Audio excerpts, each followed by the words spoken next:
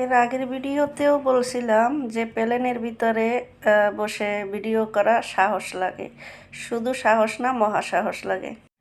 Hello everyone, আসসালামু আলাইকুম। সবাই কেমন আছেন?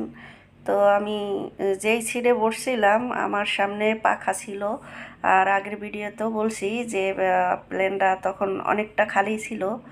তো আমি জানলার সাইডে সিট পাই নাই, পাশে পাইছি। তো জানলার সাইডে অন্য একজন ছিল, যার কারণে আমি ওখানে বসে ভিডিও করতে পারি নাই। তো আমি চুপে চুপে ছুটে গেলাম সেই অন্য জায়গায়। যদিও যাওয়া নিষেধ, কিন্তু আমি ফাঁকা পেয়ে ভিডিও করাটা আর ছেড়ে দিলাম না, কারণ আমার লক্ষ্য ভিডিও আমার করতে হবে। আর হাত দিয়ে একটু দেখলাম যে গ্লাসটা অনেক ঠান্ডা হয়ে গেছে। তো দেখতেই পাচ্ছেন মেঘগুলি কীরকমের আছে। ভিতরে বসে যে আমি এত সুন্দরভাবে ভিডিও করতে পারবো এটা আমি কল্পনায় ভাবিনি, কারণ সিট থেকে ওঠা নিষেধ একদম। শুধু বাথরুম ছাড়া আর দাঁড়ানো কোথাও নিষেধ। এদিকে দেখতেই পাচ্ছেন বিমানবালারা কাজ করছে, খাবার দাবারের ব্যবস্থা করছে। ইতিমধ্যে আমরা থাইল্যান্ডে আসছি। থাইল্যান্ডের বিমানবন্দর বিশাল বড়।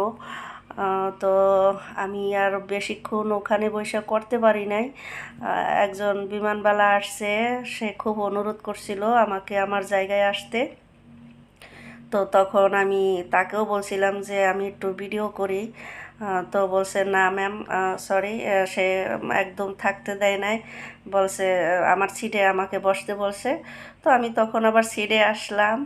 আসার পরে মানে এই ফাঁকে আমার ভিডিও অলরেডি হয়ে গেছে, কারণ আমি বলছি শুরু থেকেই যে আমি জানলার পাশে সিট যেহেতু পাই নাই, আমার তো ভিডিও যেভাবে হোক করতে হবে।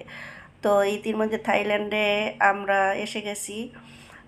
তো থাইল্যান্ডের এয়ারপোর্ট অনেক বড়, খুব সুন্দর, ভিতরেও খুব সুন্দর। আমি চেষ্টা করছি চারদিকটা ঘুরাইয়া দেখাবার, যতটুক পারছি আমি ততটুকুই করছি।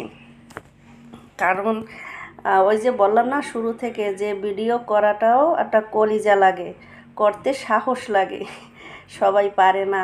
আর আমি যেভাবে ভিডিও করছি এভাবে একদম পারা যায় না, কোনোভাবেই সিট থেকে আপনি অন্য সিটে যেতে পারবেন না। আর সবচেয়ে বড় কথা, বিমানে যারা বসে সবাই একটু চিন্তিত থাকে, আবার অনেকে মুভি দেখে। কিন্তু আমি ছিলাম আমার কাজে, আমার যেভাবে হোক ভিডিও করতেই হবে, আমি ছিলাম আমার সেই ধান্দায়।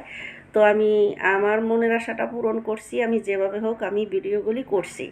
আমি অন্য সিটে যেই করছি, দেখেন অনেকগুলি বিমান আছে এখানে, খুবই সুন্দর।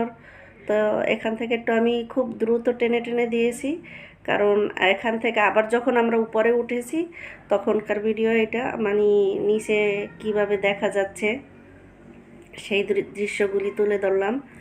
তো দেখতেই পাচ্ছেন। আর আমি যেই সিটে বসছিলাম ওই সিটের সামনেই এই পাখাটা, মানে পাখার কারণে কোনো কিছু দেখা যাচ্ছিল না। এই জন্য আমি আমার সিট থেকে উঠে ওই খালি জায়গায় অন্য সিটে যাইয়া আমার এই ভিডিও করতে হয়েছে। আর শেষ পর্যন্ত যতটুক ভিডিও করছি আলহামদুলিল্লাহ অনেক করছি। আর ভিডিওটি বেশি বড় হওয়ার কারণে এখান থেকে আমি একটু বেশি দ্রুতভাবে টেনে দিয়েছি, হ্যাঁ, যার কারণে এরকমের দেখাচ্ছে। তো তারপরে দেখতে পাচ্ছেন যে এই আবার আমার সিটে আসছি, আসার পরে যতটুক পারছি ফাঁকে ফাঁকে করছি। আর দেখেন মেঘগুলি কত সুন্দর, মানে বলার মতন না, এতটাই সুন্দর যে দেখেন এখানে আপনাদের একটা জিনিস দেখাচ্ছি, যে এই জায়গাটায় এই যে মেঘগুলি, এই মেঘগুলিরে আপনার এমন সুন্দরভাবে আল্লাহ পাকি সাজাইছে। এই যে দেখতে পাচ্ছেন, বোঝা যাচ্ছে যে বাড়ি, আবার দেখা যাচ্ছে একটা নদীর মতন, এই যে কিন্তু একটা ম্যাপের মতন। এইটা কিন্তু আসলে মেঘ, হয়তো বোঝা যাচ্ছে যে নিচে বুঝি বাড়িঘর। আমরা প্রচুর উপরে, মানে এতটাই উপরে যা বলার মতন না। আর সবচেয়ে মজার জিনিস হয়েছে যে আমি যে এত সুন্দরভাবে এই দৃশ্যগুলি ধারণ করতে পারবো, মানে এই খুশিতেই আমি আত্মহারা। এদিকে আবার বিমানবালাদের এই কিচেন রুমে কিন্তু একদম নট অ্যালাউ, কিন্তু আমি গেছি, ফাঁকে ফাঁকে গেছি।